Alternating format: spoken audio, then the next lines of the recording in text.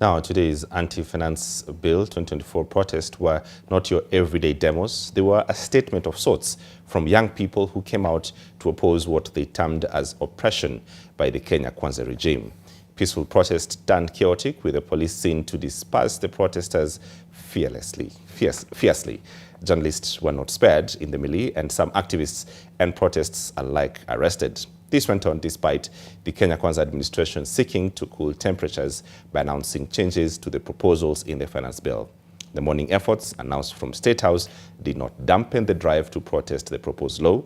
NTV's senior reporter Melita Oletenges has more on that protest that painted a picture of a changing tide in the country's democracy. Chants that speak of disgruntlement and frustration. Youth who turned up for the anti-finance bill protests in Nairobi's central business district.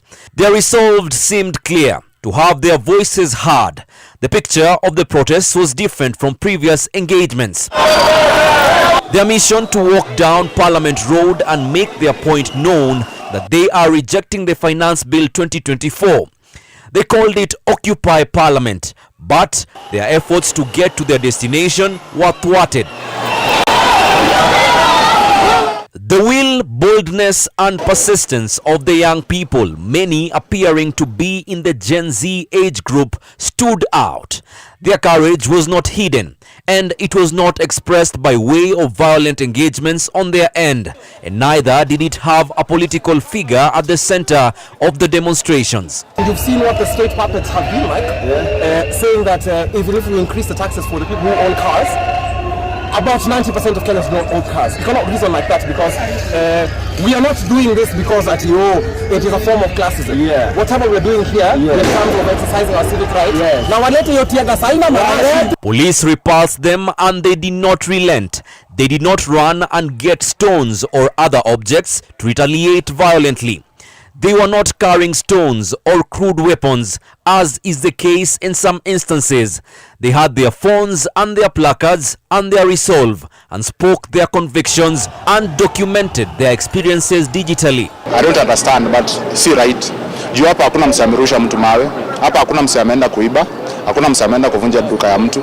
No, we are protesting peacefully. Wao ndio wameanza na shida, wameanza kurusha tear gas hapa na pale. Always tax country to success.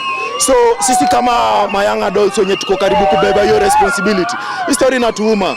Juu maparo wetu washakapitia, hata wana nguvu ya kukua hapa. Whatever life I want to have, I want it to be good and favorable for me and other people around me and my small siblings, that they may have a good life growing up. Vote for the right person in 2027. We are out there looking at who's president. We should focus on who's the MP. Because I'm tired. Nimechoka. Punde imechoka. Na ndio maana tuko kwa streets. Some of the conveners of the demos, including activist Boniface Mwangi, were arrested.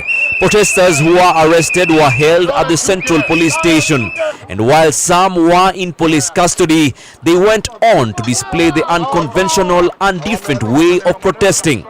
That the protests are being held in a different manner and the protesters having no political affiliation, as they display a good understanding of what they want, is a sign of the growing democracy and the increasing shift from the days when the populace relied on the views and voices of the big boys and girls to act upon.